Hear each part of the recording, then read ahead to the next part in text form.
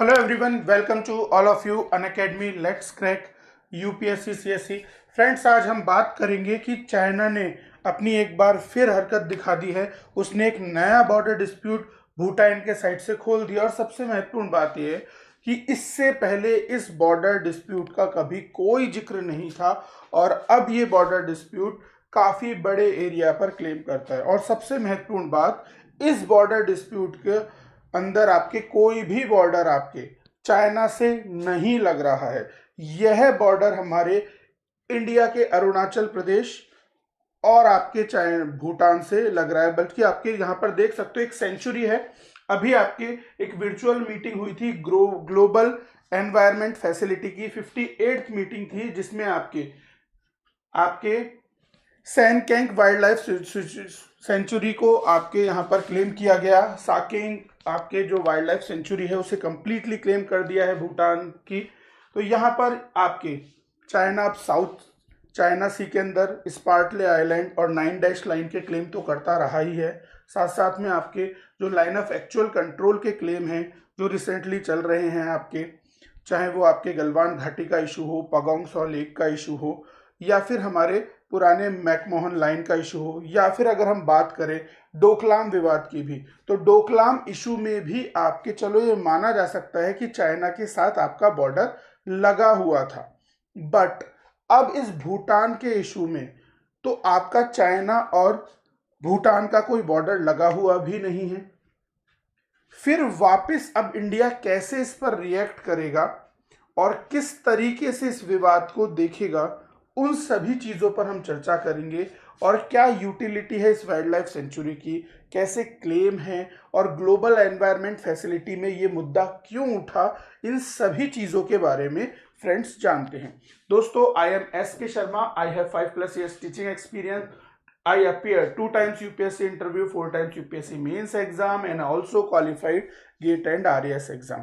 Unacademy, which is the largest learning platform, तो यहाँ पर आप 100% आप कंप्लीट स्ट्रक्चर्ड कोर्सेज यहाँ पर आपको मिलेंगे। बहुत ही इनोवेटिव मेथड्स में डिजाइंड डेली लाइव क्लासेस आपको यहाँ पर अवेलेबल हो जाएंगी। Daily live test and quizzes भी यहाँ पर आपको मिल सकते हैं। साथ साथ में आपको कंप्लीट अनलिमिटेड एक्सेस भी यहाँ पर मिलेगा। तो इंडिया के बेस्ट 100+ एजुकेटर्स के द्वारा आप इसी जगह आप कंप्लीट यूपीएससी की प्रिपरेशन कर सकते हो। चाहे आप ऑप्शनल, ऐसे, ethics, anything else, everything is available here on Unacademy platform related to UPSC. तो 1 year सब्सक्रिप्शन आप 44,000 में यहाँ ले सकते हो।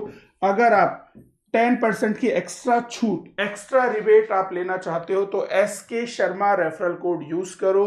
Then just apply that referral code, your amount of 1 year will be reduced by 10% and your the amount of 1 year subscription will be 39,600। और अगर आप 2 years का सब्सक्रिप्शन लेना चाहते हो जो कि 64,000 का है, तो इसमें भी SK Sharma referral code use करो और 57,600 आप कंप्लीटली 2 year के लिए भी सब्सक्राइब कर सकते हो।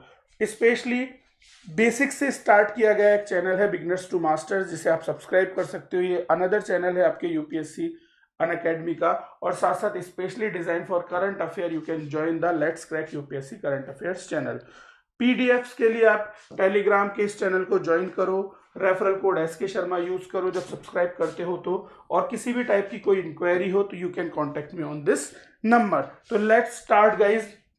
देखो, पहले आपके चाइना के साथ में कुछ आपके विवाद थे, क्योंकि 1984 से ही इंडिया तो हमेशा बीच में इन इश्यूज में आता ही रहा है। पर आपके स्पेशली चाइना और भूटान के बीच में 1984 से ही बॉर्डर डिस्प्यूट चल रहे थे। बट ये बॉर्डर डिस्प्यूट कौन कौन से थे आपके? मेनली 2 बॉर्डर डिस्प्यूट हैं आपके। एक तो है जारकलंग का, आपके जाकार का, और एक है आपके पैराम्यूंग का। तो ये 2 बॉर्डर डिस्प्यूट है जो कि सीधे सीधे चाइना के बॉर्डर से टच करते हैं। लगभग 500 स्क्वायर किलोमीटर के एरिया के डिस्प्यूट्स हैं। और 2017 में, जो कि इंडिया, चाइना और भूटान का ट्राई जंक्शन पॉइंट है, हमारा चिकन स्नेक के बिल्कुल पास में आता है। तो डोकलाम प्लेट्यू पर भी आपके इश्यूज क्रिएट हुए। माना कि 2017 के इस इशू में इंडिया को एक स्ट्रेटेजिक विन जरूर मिली थी, बट अब जो पॉलिसीज हैं आपके चाइना की वो बहुत ही ज़्यादा एग्रेसिव दिखाई दे रही हैं। तो इन एग्रेसिव पॉलिसीज के अंदर इंडिया किस तरीके से रिएक्ट करेगा वो देखना होगा। तो मेनली दो ही आपके बॉर्डर इश्यूज थे अगर प्रैक्टिकली देखा जाए चाइना के साथ में, जारकलंका और पैसेम्यूंग का। बट अब यहां पर 58th ग्लोबल एनवायरमेंट फैसिलिटी की जो वर्चुअल काउंसिल थी उसमें आपके साफ साफ इसको, जब आपकी ये मीटिंग होती है तो जो ग्लोबल एनवायरमेंट फैसिलिटी की जो मीटिंग थी तो इसमें फंडिंग के लिए आपके इस वाइल्ड लाइफ सेंचुरी को फंडिंग दी जाती है, बट यहाँ पर आपके चाइना ने इसे फंडिंग देने से साफ साफ मना कर दिया। और इससे पहले ऑलरेडी कई बार इसकी फंडिंग दी जा चुकी है, बट अब चाइना ने एकदम से, सभी लोग काफी ज्यादा एक तरीके से सरप्राइज थे कि आपके सेकेंड वाइल्ड लाइफ सेंचुरी के ऊपर आपके यहाँ चाइना ने इसे साफ साफ मना कर दिया और यह क्लेम किया कि it is a disputed area.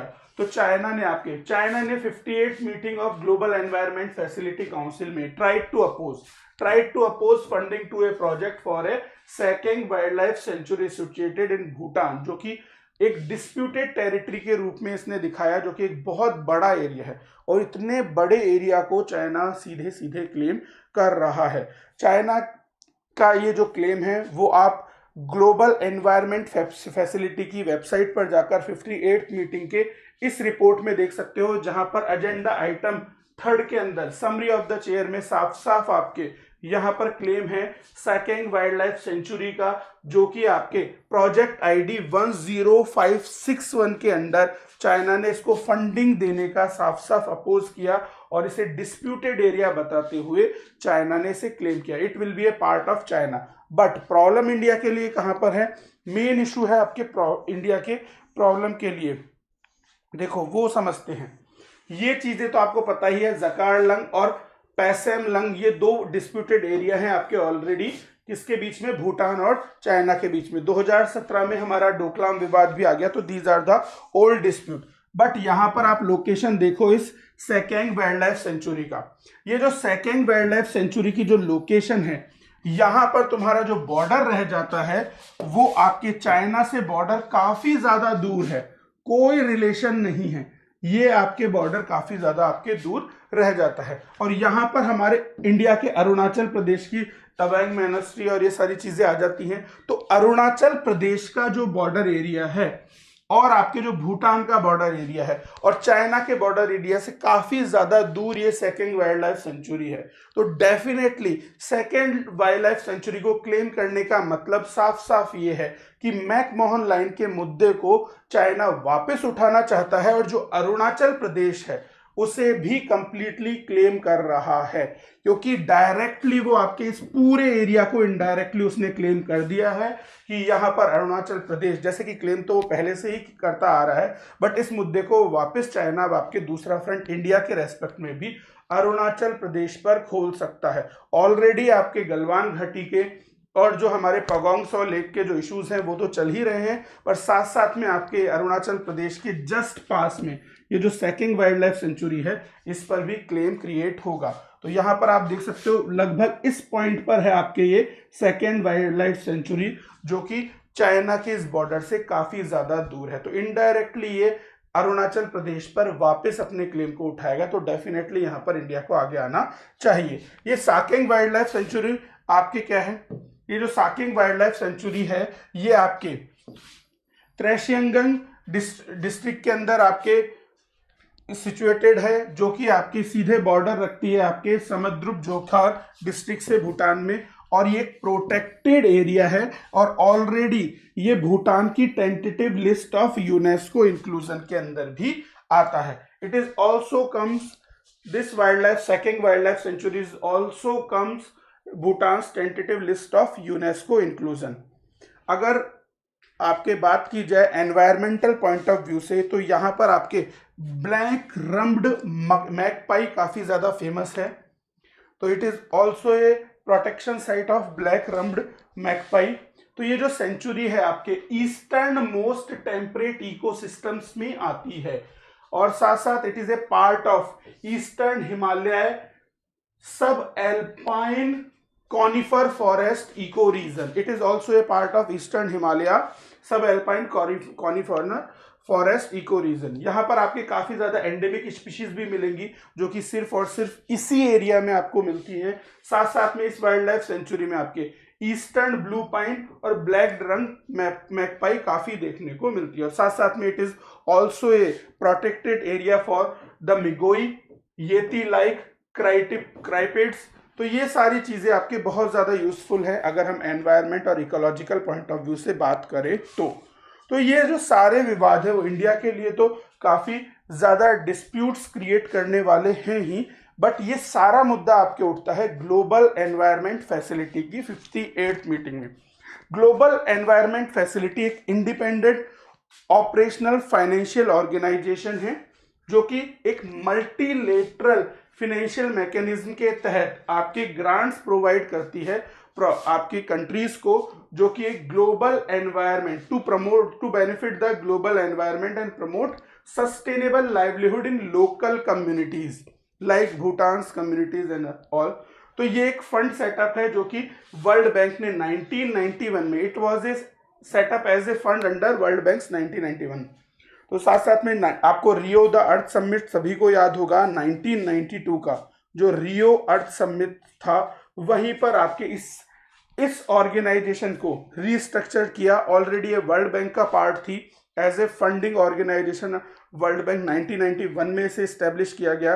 फिर 1992 में जो अर्थ समिट होती है रियो दो जेनेरियो ब्राजील में, वहां पर इसे रीस्ट्रक्चर कर दिया गया और फिर इसे वर्ल्ड बैंक सिस्टम से बाहर निकालकर एक परमानेंट और separate institution global environment facility को बना दिया गया। फिर 1994 में world bank has served as the trustee of the global environment trust fund and provided administrative services also. अभी आपके ग्लोबल एनवायरनमेंट फैसिलिटी का जो हेडक्वार्टर है वो आपके वॉशिंगटन डीसी यूनाइटेड स्टेट्स में है। टोटल 6 लोकल वर्क्स हैं, लोकल एरियाज ऑफ वर्क्स है जहां पर आपके ये फंडिंग प्रोवाइड करवाते हैं global environment facility. These areas of environment related funds are available in biodiversity, climate change, international waters, ozone depletion, land degradation and POPs, persistent organic pollutants। सभी को याद होंगे persistent organic pollutants, dirty dozens and all। तो इन 6 areas पर आपके ये global environment facility work करता है। तो रिसेंटली आपके इसके कई प्रोग्राम हैं, कई फाइनेंशियल मैकेनिज्म हैं। It also supports an active portfolio over 2000 investments globally. तो डेफिनेटली भूटान के लिए भी एक बहुत बड़ा इन्वेस्टमेंट था यहाँ के फ्लोरा फौना एंड इकोसिस्टम्स को डेवलप करने के लिए, जिसे चाइना ने अपोज किया। तो मेनली अभी यहाँ पर जो आपके फाइनेंशियल मैकेनिज्म है ग्लोबल एनवायरनमेंट फैसिलिटी की, आपके CBD convention on biological diversity, आपका UNFCC United Nation framework convention on climate change, UNCCD UN convention to combat desertification, POPs का जो स्टॉकहोम कन्वेंशंस हैं आपके उसमें, और जो मरकरी को लेकर मिनामाता कन्वेंशन है, इन सभी में ये अपनी फाइनेंशियल फैसिलिटीज को प्रोवाइड करवा रहे हैं। और इंडिया ना सिर्फ इस ग्लोबल एनवायरनमेंट फैसिलिटी का डोनर है बल्कि आपके ग्रांट और रेसिपिएंट्स भी मिलते हैं। तो साथ साथ में आपके फंडिंग भी इंडिया इस फैसिलिटी में प्रोवाइड करवाता है और हमारे हिमालयन इकोसिस्टम को सस्टेनेबल और रखने के लिए जो प्रोजेक्ट्स हैं हमारे, उनमें हेल्पफुल तरीके से यहाँ पर रेसिपिएंट भी है। तो India is not only the donor but also recipient also of global environment facility. तो सबसे बड़ा इशू अब ये आता है कि इनडायरेक्ट वे में, माना it is a new border dispute with Bhutan, but ये जो आपके सेकेंग वाइल्ड लाइफ सेंचुरी है ये अरुणाचल प्रदेश के पास में है। तो डेफिनेटली इनडायरेक्टली चाइना ने फिर कहा है कि मैकमोहन लाइन को चाइना नहीं मानता है और अरुणाचल प्रदेश आपका चाइना का ही हिस्सा है, इसे वो वापस क्लेम करने लग गया है। तो डेफिनेटली यहाँ पर इंडिया को फिर स्टैंड लेना पड़ेगा, बिकॉज डोकलाम इशू में भी इंडिया ने आपके स्टैंड लिया था। अगर थोड़ा सा यहाँ पर नया फ्रंट खोलता है आपके चाइना और थोड़ा एग्रेसिव होता है, then definitely we should use our all retaliatory powers, तो हमें सारे रिटेलिएट पावर्स को यूज करना होगा और थोड़ा सा जो डेप्लॉयमेंट ऑफ मिलिट्री फोर्सेस हैं उसे भी यहाँ पर तैयार रखना होगा।